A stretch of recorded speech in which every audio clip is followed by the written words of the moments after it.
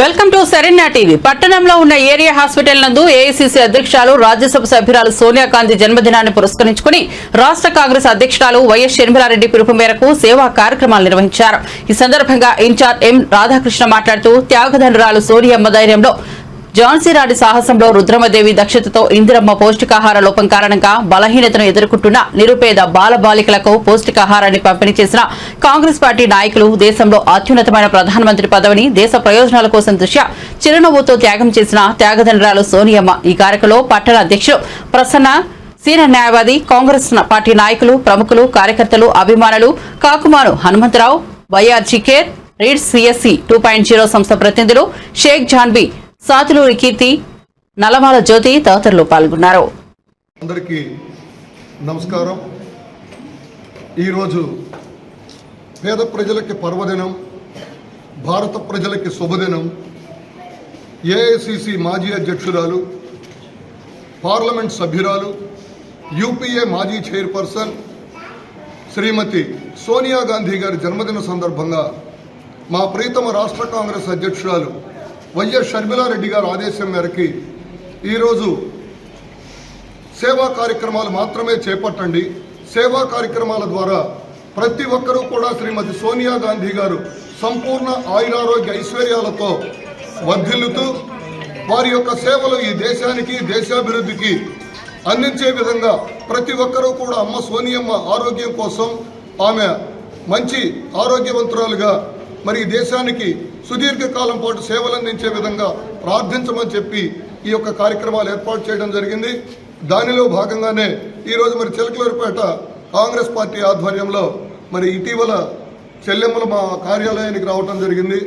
వారు వచ్చి మరి ఇక్కడ అనేక రకాలైనటువంటి బాధలు పడుతున్న చిన్నారులు ఉన్నారు, వారికి ఏదైనా సహాయం చేస్తే బాగుంటుంది అంటే అప్పటికి కూడా నాకు కరెక్ట్గా ఒక ఆలోచన అనేటువంటిది లేదు.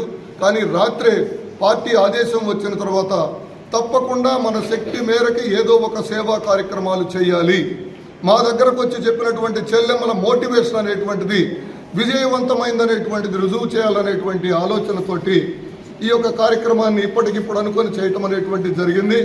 ఆ చిన్నారులు సంపూర్ణ ఆయురారోగ్యాలతో వర్ధిల్లాలని, వారు ప్రతి ఒక్కరూ కూడా, ప్రతి చిన్నారి కూడా సోనియా గాంధీ గారి కోసం ప్రార్థించాలని చెప్పి ఈ సందర్భంగా కోరుతూ ఉన్నా. శ్రీమతి సోనియా గాంధీ గారు త్యాగశీలి. ఇటలీలో పుట్టి ఇండియా అభివృద్ధి కోసం, ఇండియా ప్రజల సంక్షేమం కోసం, ఇండియా ప్రజల ఐక్యత కోసం నిరంతరం శ్రమించేటువంటి ఒక గొప్ప నాయకురాలు శ్రీమతి సోనియా గాంధీ గారు. అటువంటి సోనియా గాంధీ గారి జన్మదినం అనేది ఈ దేశంలో నిజంగా పేద ప్రజలకి ఒక పర్వదినం, పండుగ దినం అని చెప్పి మేము మనస్ఫూర్తిగా భావిస్తున్నాం.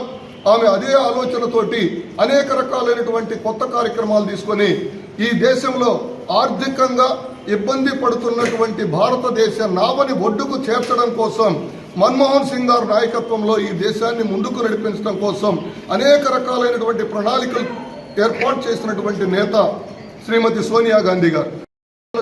తీర్చిదిద్దినటువంటి మరి ఆదర్శ మాతృమూర్తి శ్రీమతి సోనియా గాంధీ గారు.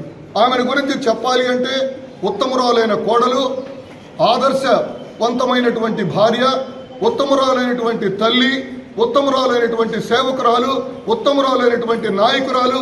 ఈ విధంగా ఎంతసేపు చెప్పినా కూడా శ్రీమతి సోనియా గాంధీ గారి గురించి ఇంకా చెప్పడానికి అవకాశం ఉంటుందనేటువంటి అంశాన్ని మీ అందరి దృష్టికి తీసుకొస్తూ ఈ చిన్నారులందరూ కూడా ఆయురారోగ్య ఐశ్వర్యాలతో వర్ధిల్లాలని, వీరికి మొట్టమొదట ఆరోగ్యం, ఆ మెడిసిన్ ఉచితంగా పేదలకి అందించాలనేటువంటి లక్ష్యంతో WHO కూడా ఆలోచన చేస్తూ ఉంది.